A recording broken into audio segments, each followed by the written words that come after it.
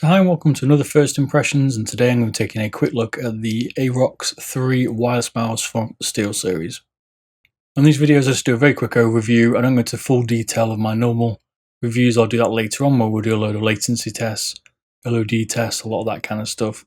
This is my quick First Impressions from when I've used it a few times, generally when I'm streaming on Twitch at Bearded Bob. So pros and cons here, well, it's using a nice matte coating. It's got a great texture. I find it to be very good when I was using it. I didn't find it slippy or anything like that. In fact, I quite like the coating on this mouse. One thing I really do like is the shape. I don't generally like flared rear mice, but on the Steel series here, they've nailed this one. This feels great. One of the key things I like about this is definitely its shape. It's using USB-C. Woo! Finally, someone's using USB-C. Build quality wise, a lot of people have been saying there's a lot of flex. I can find any flex on this one. I've been crushing it and trying to squeeze it, and I can find any on the release that I've got. So they've either improved it or maybe a few dodgy copies out there. Mine is perfectly fine though, it is rock solid. One of the things that uses some of the best software out there, Steel series do really good software. You can configure it to every little bit that you like, and that's one of the good things about this mouse as well, is the software. Scroll wheel has quite a lot of feedback. It's quite tactile when you're rolling it through. I quite like that. It's one of those things that's personal. It can also be quite loud. It's got a tight scroll press, so there's no pre-travel in it. It's right on top of the switch. I like this again. And to me, when I've been using it, the battery life's been fine. I've had no issues. It's lasted me at least a couple of days without any problems whatsoever, without turning it off as well. So now getting to some of the cons here. So using circular feet, I did find them really scratchy at first, but after quite a bit of use, let's say around 24 hours, I did find that they improved and wore down, and now they're perfectly smooth. I still personally like some better feet on it though. It'll be interesting to see how it performs in the glide test, again in that more detailed review. For me, they weren't the best. The main buttons feel really hollow, left and right, especially in certain places when I click on it, and that's probably down to some part of the build quality or how thin the button is itself. It looks quite thin. We'd have to see when we tear it down again to see what could be causing the problem. For me, there's definitely some improvement there. I also find they're quite crunchy as well, especially the further up you go towards the holes at the back, it can feel pretty bad.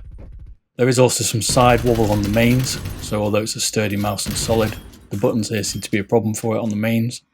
There's a little bit of wobble, more than I would like to see. Got really small side buttons. They're quite pointy, so I didn't find that I missed them, but they're not. They could be bigger, let's put it that way. There's also a lot of post travel, so they go right into the shell, making them feel quite mushy.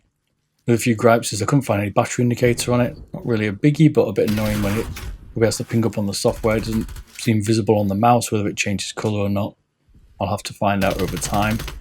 And for me, I found it quite difficult to wake out of sleep mode. It took about 5 seconds. It might seem like a lot, but compared to other wireless mice I've used, it's a bit lazy. It needs to wake up. A bit like me in bed, I'm quite lazy. And this one definitely is getting out of bed. This is a right-handed mouse, predominantly palm and claw. Although you could use it for fingertip, but in my opinion it's a little bit long. The basic measurements are 121mm long, 62mm wide at the grip, 38mm high. This is weighing in at 67 grams, although they say it weighs 66 grams, so it's very close.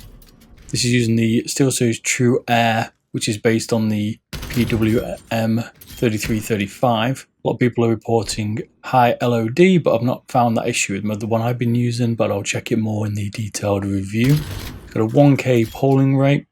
This is using the Steel series mechanical switch, which are rated at 80 million. Again, in the teardown, we'll take a look at more detail again at the switch, for things like force and latency, as well as which switch they are using or what it's close to. I reckon it's using 80 hours on 2.4 gigahertz, and it also runs on Bluetooth at 200 hours. Overall battery life, I've had no problems.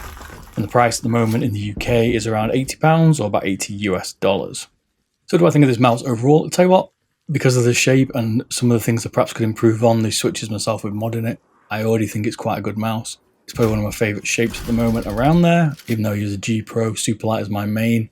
I do prefer, I think, the Steel series shape. It's just got a few compromises that I'm not sure I'm willing to do.